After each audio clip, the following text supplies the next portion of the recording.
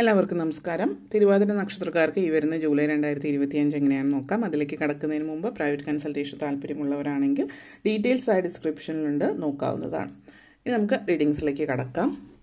തിരുവാതിര നക്ഷത്രക്കാർക്ക് ഈ വരുന്ന ജൂലൈ 2025 എങ്ങനെയാണ് എന്ന് നമുക്ക് നോക്കാം.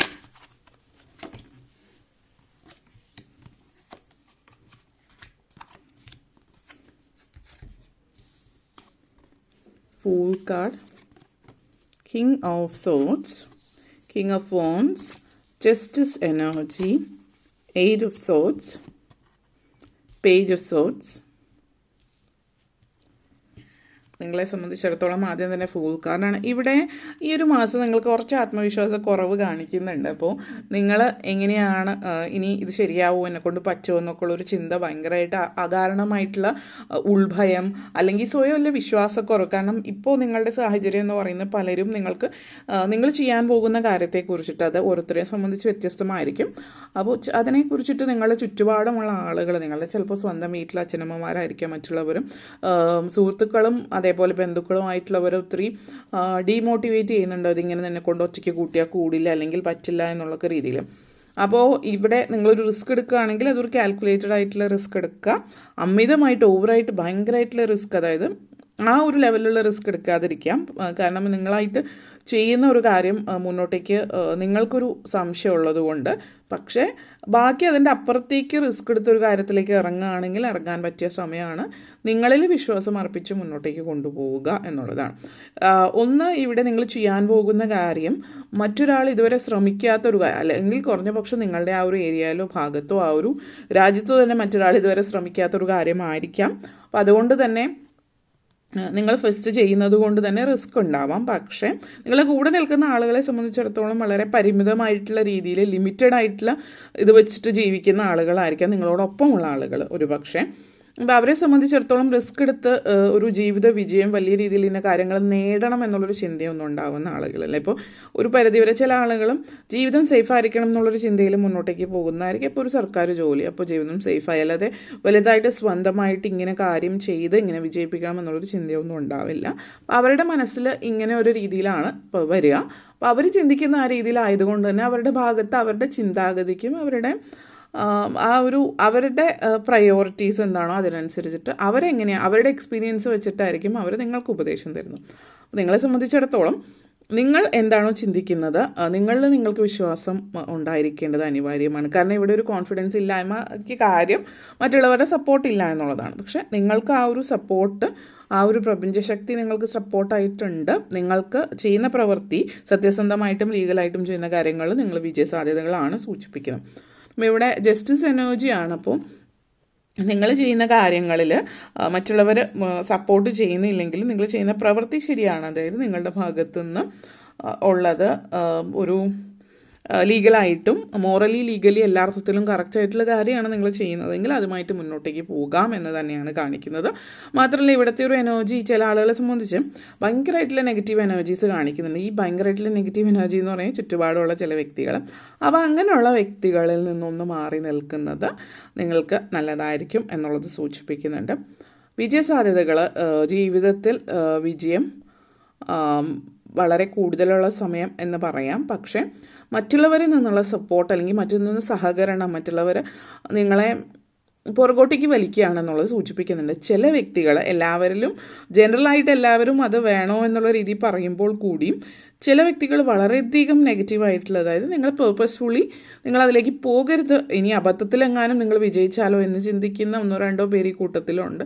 അങ്ങനെയുള്ളവരെ പരമാവധി അവോയ്ഡ് ചെയ്യാൻ ശ്രമിക്കുക. അവരുടെ നെഗറ്റീവ് എനർജി നിങ്ങളെ ബാധിക്കാതിരിക്കാം.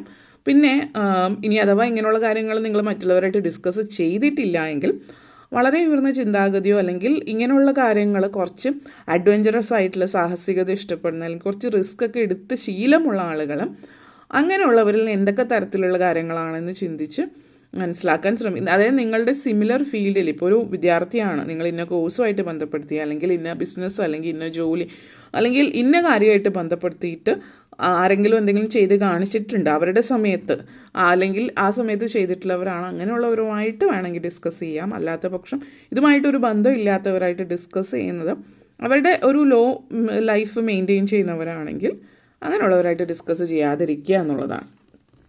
King of swords energy connections ആണ്. അപ്പോൾ ലൈഫ് നിങ്ങൾ രണ്ട് കാര്യങ്ങൾ ജീവിതത്തിൽ നിങ്ങൾ ചെയ്ത് കാണിക്കാൻ ആഗ്രഹിക്കുന്ന രണ്ട് കാര്യങ്ങളാവാം ഇവിടെ. ഒന്നിൽ കൂടുതൽ കാര്യങ്ങൾ എന്തായാലും കാണിക്കുന്നുണ്ട്. അപ്പോൾ ആ കാര്യങ്ങൾക്ക് വേണ്ടിയിട്ട് നിങ്ങൾ എന്താണോ ചെയ്യാൻ ഉദ്ദേശിക്കുന്നത് അതിന് വേണ്ടിയിട്ട് നിങ്ങളുടെ ഭാഗത്തുനിന്ന് നിങ്ങൾ പരിശ്രമിച്ചിട്ട് മുന്നോട്ടേക്ക് പോവുക എന്നുള്ളതാണ്. വിദ്യാർത്ഥികളെ സംബന്ധിച്ച് ഈ ഒരു സമയം എന്ന് പറയുന്നത് വിദ്യാഭ്യാസപരമായിട്ട് ഒത്തിരി മുന്നോട്ട് നിൽക്കുന്ന, ഒത്തിരി വായിക്കാനും പഠിക്കാനും ഒക്കെ ഇഷ്ടപ്പെടുന്നതായിട്ട് കാണിക്കുന്നുണ്ട്. അപ്പോൾ അത് നിങ്ങൾക്ക് പിന്നെ പുസ്തകങ്ങളോടുള്ള താല്പര്യം വളരെ കൂടുതലാണ്. ലൈബ്രറി എപ്പോഴും ലൈബ്രറിയിൽ പോകുന്നതോ അല്ലെങ്കിൽ പുസ്തകങ്ങൾ എടുക്കുന്നതോ പുസ്തകങ്ങൾ വായിക്കുന്നതോ ഒക്കെ ആയിട്ടുള്ള ഒരു സാഹചര്യം നിങ്ങളെ സംബന്ധിച്ച് സൂചിപ്പിക്കുന്നുണ്ട്. നിങ്ങളുടെ ലൈഫിൽ നിങ്ങൾ എന്തൊക്കെ ചെയ്യാൻ ആഗ്രഹിക്കുന്നു അതുമായിട്ട് ബന്ധപ്പെടുത്തിയിട്ടുള്ള കാര്യങ്ങൾ ചെയ്യുന്നതിനോടൊപ്പം തന്നെ വായനാശീലം, എന്തുകൊണ്ടോ നിങ്ങൾ വായനയിലേക്ക് തിരിച്ചു വരുന്നു, വായനാശീലം നഷ്ടപ്പെടുന്ന സമയമാണ്. അപ്പോൾ നിങ്ങൾ വായനയിലേക്ക് തിരിച്ചു വരുന്നൊരു സമയമെന്ന് തന്നെ പറയാം ഈ ഒരു സമയം. ആ ഒരു സാഹചര്യവും ഒക്കെ ഒത്ത് വരുന്ന സമയമെന്ന് പറയാം.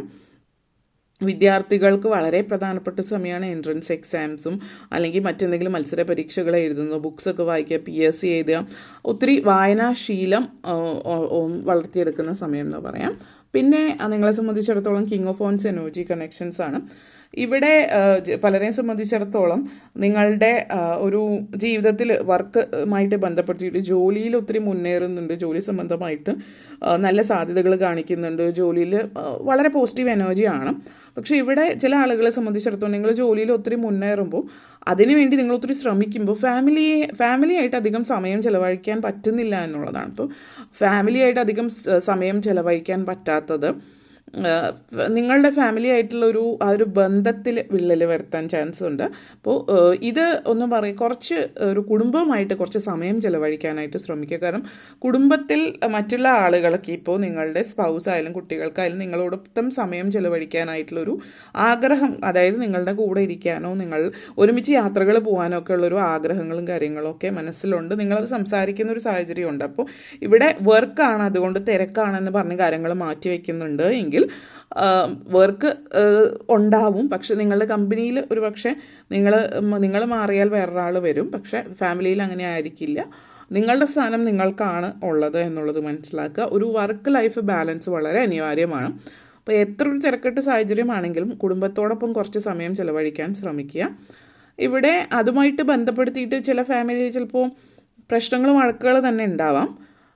പക്ഷെ ഇവിടെ കാണിക്കുന്ന ഒരു സിറ്റുവേഷൻ എന്ന് പറഞ്ഞാൽ അവരുടെ ഭാഗത്ത് പോസിറ്റിവിറ്റി നിങ്ങൾ അത് മനസ്സിലാക്കുന്നില്ല എന്നുള്ളതാണ്.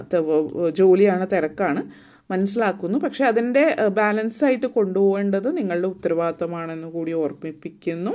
അതേപോലെ തന്നെ 8 ഓഫ് സോർട്സ് എനർജി കണക്ഷൻസ് ആണ്.